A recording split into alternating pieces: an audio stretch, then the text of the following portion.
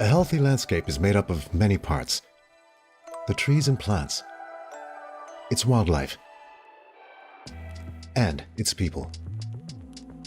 But if the balance between these elements is not maintained, then the landscape can quickly deteriorate. This is why CIFOR eCraft, together with over a dozen partners, have been working across the Yangambi landscape since 2007. Set at the heart of the world's second largest tropical rainforest, in northeastern Democratic Republic of the Congo, the landscape is spread across both banks of the Congo River.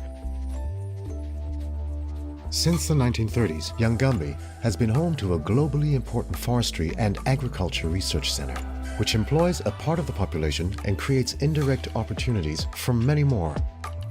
But decades of budget cuts and political instability have seen the local economy decline in tandem with the research activities.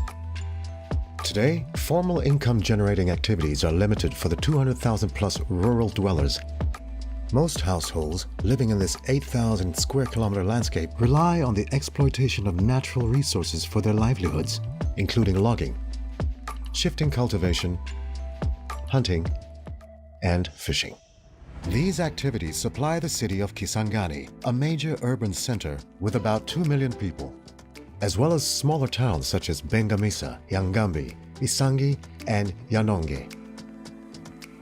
But long-term overharvesting, land use changes, and rapid urbanization threaten Yangambi's forests and the incomes of dependent communities. Therefore, together with our partners, we are working to intensify agricultural, agroforestry, and forestry activities. We also aim to create better jobs that involve individual entrepreneurs and local communities to promote improved living conditions. Our goal is for the Yangambi landscape to become a global reference on how innovation, entrepreneurship, and sustainably managed forests can serve as a driver for local development. To succeed, we focus on an engagement landscape model rooted in 5 principles. Achieving sustainable outcomes requires consistent investment. We have been working in the landscape for 13 years and are committed to stay as long as needed. Financial support from the European Union has enabled us to kick off many activities and to bring in old and new partners that are creating local opportunities in green jobs, including large-scale restoration and biomass energy generation.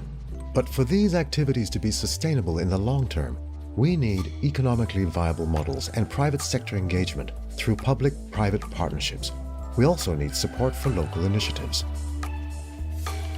This is why we work with local entrepreneurs to ensure that their economic activities improve their living standards and are not harmful for the environment. We support charcoal makers to develop more efficient carbonization, fish farmers to increase their yields and improve preservation, and farmers to plant trees in their fields and diversify and improve their crops. By promoting improved resource management and behavioral change amongst users, we'll ensure that the landscape's biodiversity continues to thrive for the generations to come. But to effectively respond to local needs, these initiatives must be backed by solid research in and for development.